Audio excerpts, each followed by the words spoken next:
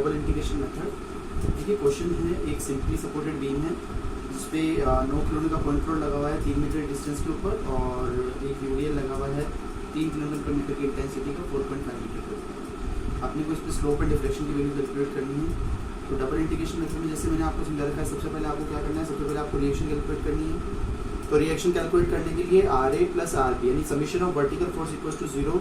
तो summation of vertical force में एक तो आर ए रिएक्शन लग रही है, एक आर बी रिएक्शन लग रही है, तो आर ए और आर बी दोनों का सम जो है वो किसके बराबर होगा, पॉइंट लोड को ऐसा कैसा लिख लेते हैं, और 3 किलोमीटर पर मीटर की इंटेंसिटी वाले यूडीएल को लोड बनाने के लिए 3 को 4.5 से मल्टीप्लाई करेंगे, तो 9 किलोमीटर ऐसा कैसा आ जाएगा, और 3 × 4.5 हो जाएगा। जब आपने इसको सोल्व किया ये हो गया 22.5, मतलब कि इस टाइप की बीम के लिए आर ए और आर बी दोनों का जो सम अप है वो 22.5 के बराबर होगा।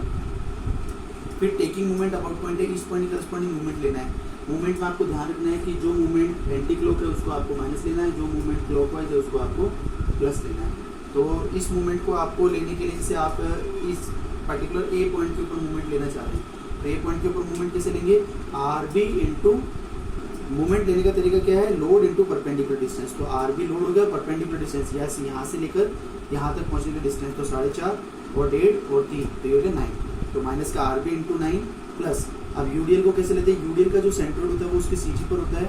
अब ये टोटल 4.5 है तो ये डिस्टेंस हो गई 2.25 मीटर।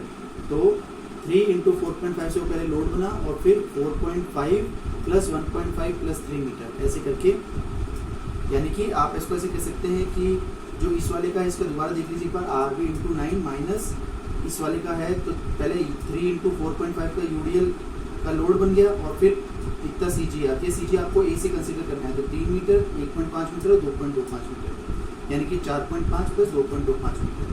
और फिर अब इस वाले लोड को देखना है, तो ये वाला भी क्लॉकवाइज है, तो 9 इंटू इसकी परपेंडिकुलर डिस्टेंस तो 3 है, तो 9 × 3 इक्वल्स टू 0।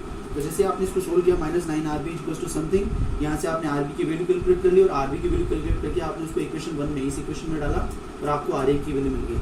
किसी भी क्वेश्चन के लिए स्लोप एंड डिफ्लेक्शन अगर आप कैलकुलेट करें डबल इंटीग्रेशन मेथड से, तो सबसे पहला काम आपका उसमें आर ए और आर बी कैलकुलेट करना है। अब आर ए और आर बी कैलकुलेट करने के बाद में आपको एक सेक्शन कंसिडर करना है। देखिए इस सेक्शन को कंसिडर करने में कई बच्चे गलती कर देते हैं। आप सेक्शन किसी भी जगह कंसिडर कर सकते हैं, इसमें कोई डाउट नहीं है, लेकिन आपको सेक्शन ऐसी जगह पर कंसिडर करना है जहाँ पे मैक्सिमम यूटिलाइज हो, लोड्स जितने लोड्स दे रखे हैं सबका यूटिलाइजेशन हो जाए। इससे अगर आपने यहाँ पे सेक्शन लिया तो केवल एक ही लोड आया, ये रिएक्शन वाला, आपने यहाँ पे लिया तो 2 आए, आपने यहाँ पे लिया तो ये वाला भी आया, ये वाला भी आया और ये यूडीएल भी आ गया। तो इसीलिए आपको बेस्ट तरीका जो है वो सेक्शन कंसिडर करने का मैक्सिमम लोड को लेते हुए करना होता है। ठीक है, अब आपको इस पर्टिकुलर सेक्शन के ऊपर मूवमेंट की इक्वेशन लिखनी है। वापस से प्रोसीजर वही है, अब क्या इधर से आप इक्वेशन लिखो, तो आर ए ये वाले डिस्टेंस जो आपको दिख रही है यहाँ से लेकर के यहाँ तक ये डिस्टेंस x है, तो आर ए इंटू एक्स, तो आर ए इंटू एक्स हो गया माइनस का 9। अब 9 के लिए ये डिस्टेंस है। अब मैं अगर आपको कहूँ ये यहाँ से लेकर यहाँ तक x है और ये 3 मीटर है, तो ये डिस्टेंस कितनी जाएगी, x माइनस 3। तो r a into x minus 9 into x minus 3। ठीक है, अब इस यूडीएल की बात करें तो यूडीएल केवल अपने को इतना सा कंसिडर करना है। अब यहाँ से लेकर के जो यहाँ तक है ये पूरा का पूरा x है, और ये वाली चीज जो है ये 4.5 है, तो इस x में से ये वाली चीज घटा दूं 4.5 तो अपनी कोई डिस्टेंस मिल जाएगी। तो यानी कि 3 वाले का कंसिडरेशन कितना लेना है, 3 × x माइनस 4.5, ये वाली डिस्टेंस जो है ये x माइनस 4.5 डिस्टेंस है। तो x minus 4.5 into x minus 4.5/2 w into L by 2, उस कॉन्सेप्ट से अपन ने यूडीएल का मूवमेंट ले लिया। फिर आपने इसमें वैल्यू डाल के इसको प्योर बेंडिंग इक्वेशन से e i d2/dx² के बराबर रख दिया, और इसको जैसे आपने e i d2/dx² के बराबर रखा तो आपने इसको एक बार इंटीग्रेट करा तो आपको स्लोप की इक्वेशन मिल गई। एक और बार आपने इसको इंटीग्रेट करा तो आपने इसको यहाँ पर एक बार इंटीग्रेट करा तो ध्यान समझिए e i d2/dx² तो dy/dx रह गया। फिर 9.375 x का इंटीग्रेशन कितना हो गया, x² माइनस 9 x माइनस 1 का इंटीग्रेशन कितना हो जाएगा, x माइनस 1 का स्क्वायर/2 प्लस 1.5 x माइनस 4.5 का स्क्वायर है तो उसका कितना हो जाएगा, x माइनस 4.5 का cube divided by 3 plus c1।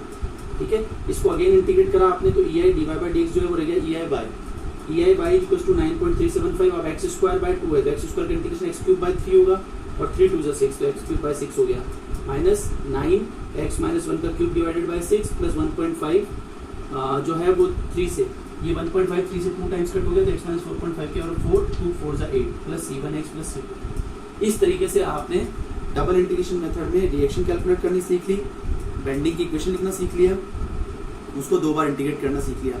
अब इस क्वेश्चन में केवल आपको c1 और c2 जो 2 अननोन है उन दोनों अननोन कांस्टेंट की वैल्यू कैलकुलेट करनी है और ये क्वेश्चन आपका खत्म हो जाएगा। ठीक है, अगली स्लाइड में हम लोग देखेंगे कि ये C1 और C2 की वैल्यू किस तरीके से कैलकुलेट होती है।